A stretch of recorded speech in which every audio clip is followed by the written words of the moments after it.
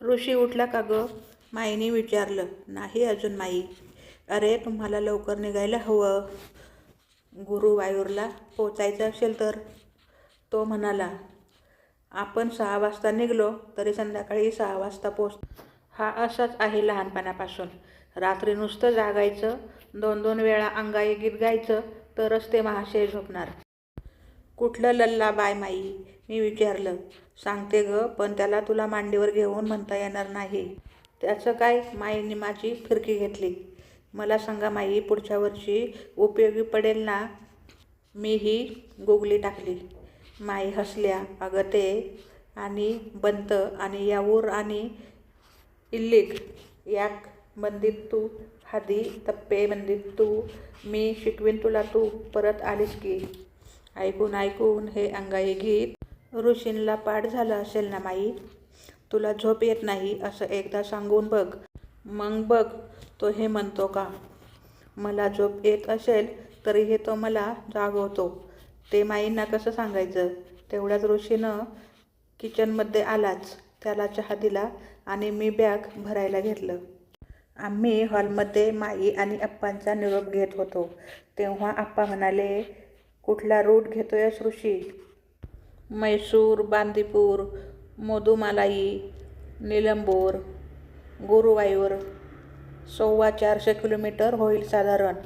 होय, चांगला रूट आहे. बांदीपूर, मोदुमालाई. वा, हत्तीचं हत्ती दिसतील बघ. Nice route. पण बांदीपूर नंतर खायला मिळत नाही कुठेच. So eat belly food somewhere. खाऊन घ्या भरपूर. ओके आप्पा. येस. बाय आप्पा. बाय माई. दोघांना बाय बाय करून आम्ही कारमध्ये बसलो. तेव्हा सकाळचे 6 वाजले होते. बांदीपूर अभयारण्यात प्रवेश केला तेव्हा 11 वाजले होते आणि तिथल्या सिक्युरिटी गार्डने कारचा हॉर्न वाजवायचा नाही, मध्ये कुठेच उतरायचे नाही आणि कार वेगात चालवायची नाही अशा सूचना केल्या. रस्त्यात मध्येच एखादा हत्ती, वाघ दिसला तर गाडी हळू चालवा, पण थांबू नका असेही त्यांनी सांगितले. माझ्या गाडीत एक वाघीण आहे. तिला इथल्या जंगलात सोडता येईल काय? ऋषीन कारची काच वरती घेत त्या गार्डला पुटपुटला. काय म्हणाला सर? मी म्हणालो की गाडीवर वाघ हल्ला तर करणार नाही ना? इल्ला सर, तो हसत बोलला. ते अगदी रेअरली दिसतील ना. आणि मत्तू कानस्ताव री साहेबरू. हा, हत्ती मात्र दिसतात हो साहेब. ओके ओके असं म्हणत ऋषीने गाडीला वेग दिला. तसं मी त्याच्या दंडाला चिमटा काढला. मी वाघीण काय जंगलात सोडणार तू मला? आपण दोघं राहायचं ग. तू शिकार कर, मी स्वयंपाक करतो. तू? हा हा हा, स्वयंपाक करणार? बरं तू कर, मी शिकार करतो. बायकांच्या मागचा स्वयंपाक काय सुटत नाही बघ. जिनिव्हा करार माहिती आहे? होय, त्याचं काय? त्या करारानुसार प्रत्येक कैद्याला जेवण देणं बंधनकारक आहे. तू आणि कैदी? मलाच गळ्यात मंगळसूत्र घालून कैद करून तुझ्या घरात ठेवले. तू कुर्गला आला होतास मला पळवायला. लेकिन मुझे तुमसे प्यार हो गया और आपको मुझसे मोहब्बत. मोहब्बत ही ना जो समझे ओ जालिम प्यार क्या जाने. गला किसका कटा क्यों कर कटा, तलवार क्या जाने. काय चाललंय ऋषी? मगाशी वाघीण म्हणालास, आता तलवार. अगं तलवार वगैरे काही नाही ग. Stockholm syndrome. ओह के, वा वा, सो स्वीट. त्याला अजून एक चिमटा काढला. तेवढ्यात ते बघ ते बघ असं म्हणत त्याने कारचा वेग अगदी हळू केला आणि जरा लांबवर दिसणाऱ्या हत्तीच्या कळपाकडे बोट दाखवले. आणि बंत आणि याऊर आणि इल्लिक याक बंदित्तू हादी तप्पे बिंदित्तू. तो म्हणाला. हिरव्या कंच गवतातून उंच हत्ती हळूहळू चालत जात होते. उजवीकडे नजर केली तर अगदी जवळ हरणांचा कळप दिसला. ते डोळे रोखून गाडीकडे बघत होते आणि गाडी जवळ आल्यावर टनाटना उंच उड्या मारत हिरव्या झाडीत दिसेनासे झाले. त्यांच्या बरोबरीने 10-12 माकडं झाडावरून उड्या मारत गेली.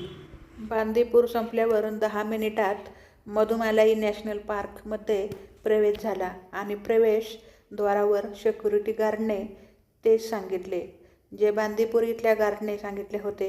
अगदी त्याचप्रमाणे हत्ती, माकडे, हरणं दिसले. इथे मोर मात्र बरेच होते. नॅशनल पार्कच्या बाहेर पडल्यावर जे पहिलं हॉटेल दिसलं तिथे गाडी थांबवली आणि फ्रेश होऊन खाऊन घेतलं. त्यानंतर ऋषींनी गाडीचा वेग वाढवला आणि मध्ये एकदाच पेट्रोल पंपवर थांबून नंतर निघालो. ते संध्याकाळचे 6 वाजले. गुरुवायूरला पोहोचलो तेव्हा गाडीत बसून अंग एवढं आंबलं होतं की केव्हा एकदा हॉटेलमध्ये जाऊन फ्रेश होतो असं झालं होतं. स्टर्लिंग हॉटेलला कार पार्क केली तेव्हा संध्याकाळचे 6:30 वाजले होते. दुसऱ्या दिवशी सकाळी उठून 9 वाजता मंदिरात गेलो. हे मंदिर म्हणजे दक्षिणेची द्वारका. मंदिर परिसर आणि तिथली दुकानं बघण्यासारखी आहेत.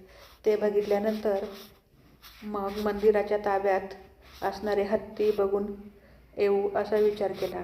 मंदिराच्या मागच्या बाजूला साधारण 3 किलोमीटर अंतरावर असलेल्या अन्नाकोट्टा नावाच्या परिसरात विशाल मैदानावर हे सर्व हत्ती असतात. हे ठिकाण टुरिस्ट स्पॉट म्हणून चांगलेच नावाजलेले आहे. एवढ्या सकाळी एवढे सगळे टुरिस्ट? ऋषीन म्हणाला. वा, खरंच की, तिकिटाला एवढी लांब लाईन. शेवटी आम्ही आत शिरलो. हत्तींना आंघोळ घालण्याचा कार्यक्रम बरेच ठिकाणी चालला होता. एका हत्तीच्या समोर उभे राहून आम्ही बघत होतो. त्याच्या अंगावर पाईपने पाणी मारले जात होते. किती हत्ती आहेत इथे? ऋषींनी त्या माहुताला विचारले. एक स्पष्ट हत्ती आहेत. किती वजन असतं हो ह्यांचं? 6,500 किलोग्रॅमपर्यंत असतं आणि 13 ते 14 फूट उंच असतात बघा ते. अहो बरं, पिल्लू हत्तीचं वजन काय असतं? जन्मलेल्या पिल्लूचं 90-100 किलो असतं. ताकदवान प्राणी आहे बघा. माणसाने त्या ताकदीचा बराच वापर केला. लाकूड वाह, युद्ध कर, मिरवणूक काढ, हस्तिदंत चोरण्यासाठी मारून टाक. बिचारे, त्या वीरप्पनने 2-2.5 हजार हत्ती मारले बघा. आत्ता एवढे दिवस, एवढी वर्ष हत्तींच्या सानिध्यात घालवल्यावर त्यांची भाषा तुम्हाला कळतच असेल ना? मी विचारलं. होय, त्यांची भाषा शिकवायला येतात. महाराष्ट्रातून एक साहेब, ते हत्तीशी बोलतात. आनंद शिंदे नाव आहे बघा. Hot, really surprising. काय बोलता? हत्तीशी तुम्ही? ह्यांचं नाव काय?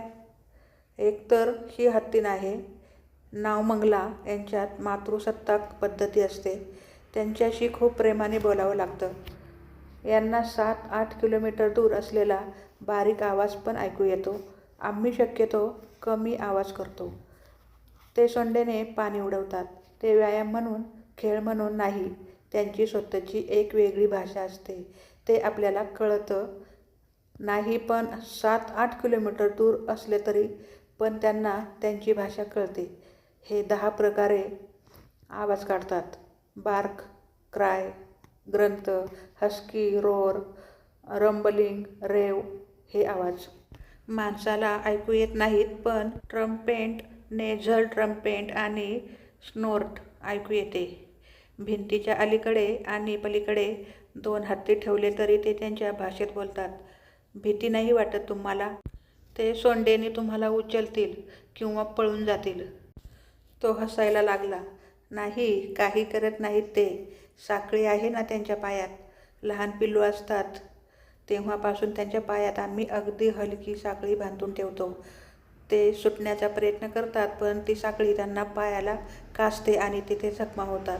असं 4-5 वेळेला झालं की ते पळायचा प्रयत्न करायचं सोडून देतात. मग साखळी काढून आम्ही साधा दोर बांधतो. काही दिवसांनी दोर काढून टाकतो.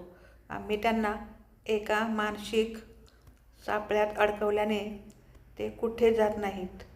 हे हत्ती केव्हाही त्यांच्या बंधनातून मुक्त होऊ शकतात परंतु ते तसे करू शकत नाहीत. त्यांना माहीतच नाही ते बंधन तोडू शकतात. अरे रे बिचारे, ऋषीन म्हणाला. अजून दिसतायत पायाला ते जखमेचे वळ. एकूणच हत्तीबद्दल ही माहिती ऐकून मन थोडे सुन्न झाले.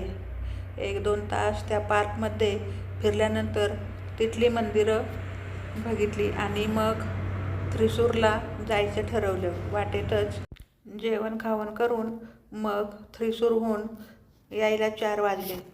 आल्यानंतर गुरुवायूर फिरून झालं आणि कृष्णाचं दर्शन परत एकदा घेऊन हॉटेलवर परतलो. रात्री बेडवर झोपल्यावर मी ऋषीला म्हणालो, ऋषी, मला झोप येत नाही. माई तुला लहानपणी अंगाई गीत म्हणायच्या, ते म्हण की. मी हसत बोलले, अगं ते म्हणतो की. त्याने माझ्या डोक्यावर थोपटायला सुरुवात केली आणि म्हणायला लागला, आणि बंत आणि यार उर आणि इल्ली गया ग बंदित्तू हादितप्पे बंदित्तू. तर मित्रमैत्रिणींनो, आजची कथा कशी वाटली कमेंट करून नक्की सांगा.